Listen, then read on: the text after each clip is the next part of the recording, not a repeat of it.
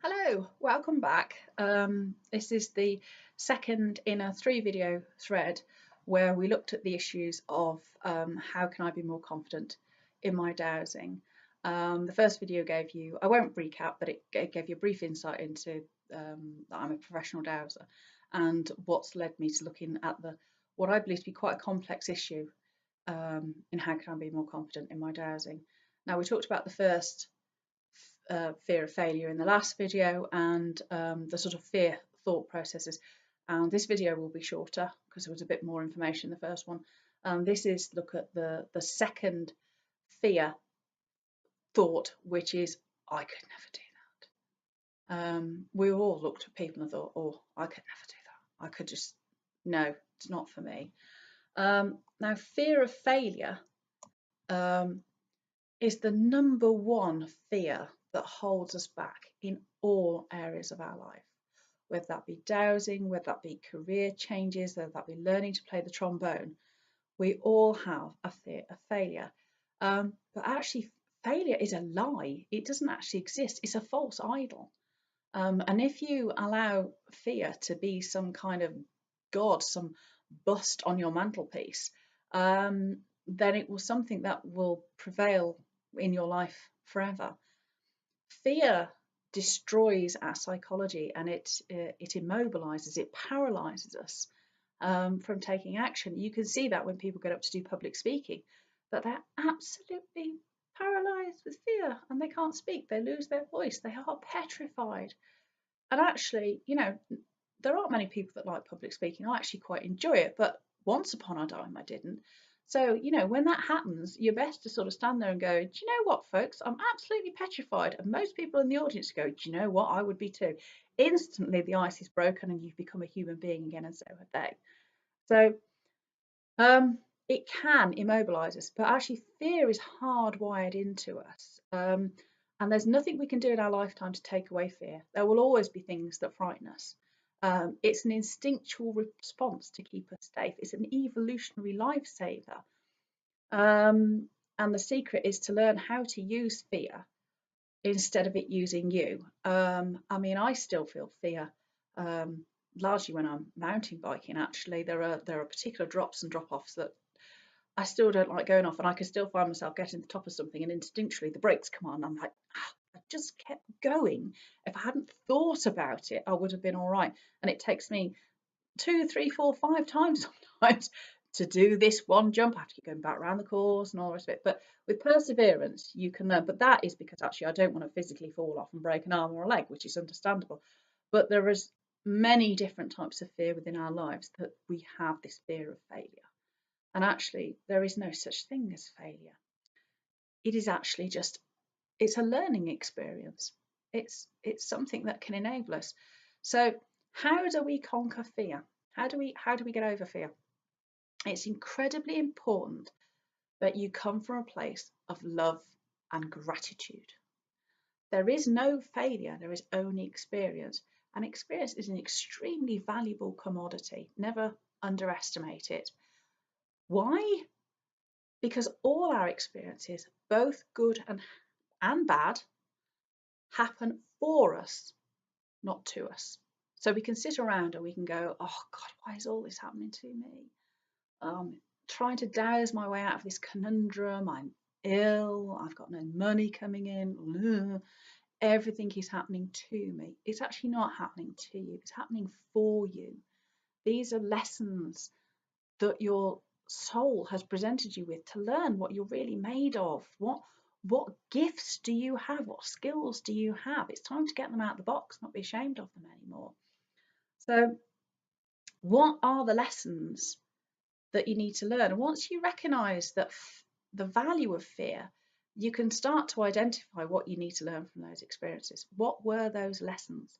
Now, perhaps you don't know how to handle bullies, and there are lots of bullies in life, aren't there? They come from a place of insecurity, makes them feel secure, to have control over everybody, to put people like little chess pieces and limit their existence, because then it makes that bully feel secure.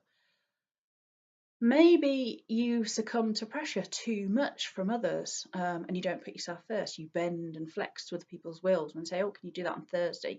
You don't actually say, oh, no, I'm busy Thursday. You go, oh, yeah, sure, I can do that. And you think, oh, no, I've got to rejuggle everything. said I'd do it, but you've already committed. So without you learning from those experiences that you may have had in the past, you wouldn't be where you are now, knowing what you know, moving forward, and perhaps even using that experience to help others to give forward, so that you can say, well, actually, this is one of the valuable things I learned from that lesson. This is how I handled it. Now, this is something I can give to you. So perhaps it might be useful to you. It's another tool in your toolkit. So you have to be grateful to that bully, whether it was the kid at school, whether it was your boss, or whether it was your ex-partner. Yeah, you come from a place of love and gratitude, and you have to say thank you. Actually, that learning experience has given me so much, and I can share that with other people and help them. And that gratitude is what helps you start to forgive and to love. That's a whole nother set of videos, learning forgiveness. There are lots of books on there about forgiveness. If you have things still within you that still hurt, that still dig like a knife, that you still can't reconcile yourself to, then forgiveness is a really useful thing to learn. It doesn't mean what they did was okay. It doesn't mean you're okay with it. It doesn't mean that. Forgiveness is a way of saying, I've learned from that, you've provided me with something, and I thank you for that. I'm grateful that you taught me that. What happened was terrible, but actually I've got this from it, so thank you. And that is what forgiveness is really about.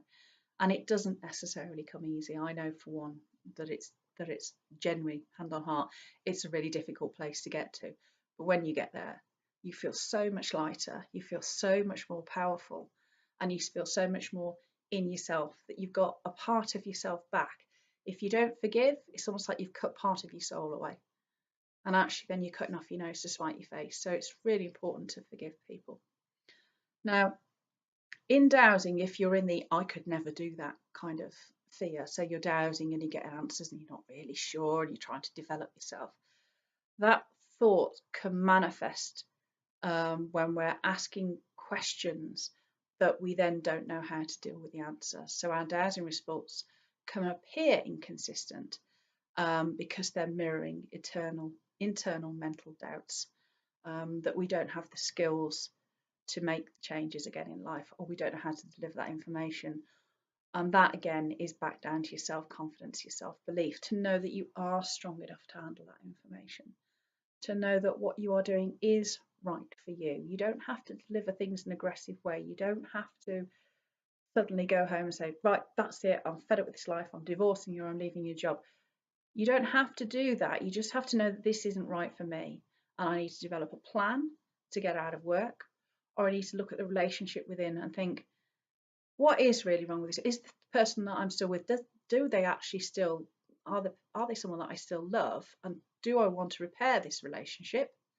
And there are ways and means of bringing things back on track. All sorts of relationship information out there about how women feel about love, how men feel about love, how women feel about sex, how men feel about sex. There's an awful lot of information in there about the give and take, the push and pull of relationships, and the fact that men and women come from relationships two vastly different standpoints, but we should actually be meeting in the middle. But the way those power imbalances can shift and change, and what we both need to get from relationships, and what we both would need to put in. So there's an awful lot of information there as well. It just means I could never do that is often the fact that you just feel dumbstruck by what's in front of you. You just thought, I haven't got the life skills. I just don't know how to deal with this. So there is lots of personal information, personal sort of progression information, relationship information actually that you do need to address. There's no point in sort of hiding from yourself or hiding from personal progression things that you still feel you don't want to address. If you're not happy in your life, you're not happy. If you're not happy in the reality that is around you, the only person that's going to make you happy and the only person that is going to change your reality is you. Nobody else can come in and wave a magic wand. We create our own reality by our own thoughts, by our own emotions. And I've seen people come with personal progression problems, and I'm very fortunate that if I can see auras and I can see images in people's auras, and they're telling me that their life is great and they love this and they love that, and writ large in their auras the fact that their marriage is absolutely appalling, or they hate the house they're living in. I'm thinking, You can lie to me all you like, but don't lie to yourself. Um, don't think, oh, I can't admit that. You know, your thoughts are you are the only person that hears them. There's nothing to be ashamed of your own thoughts. You know, we all get angry. We all get angry at people, um, particularly difficult people who really challenge us. And there's a time where you have to say, right, oh God, what's just happened? So you take a little bit of time to yourself. Then you actually, it's quite good for you to go away and have a really good rant about them and go, God, what a moron, or whatever. But just don't keep it up. Just, call a halt after so on.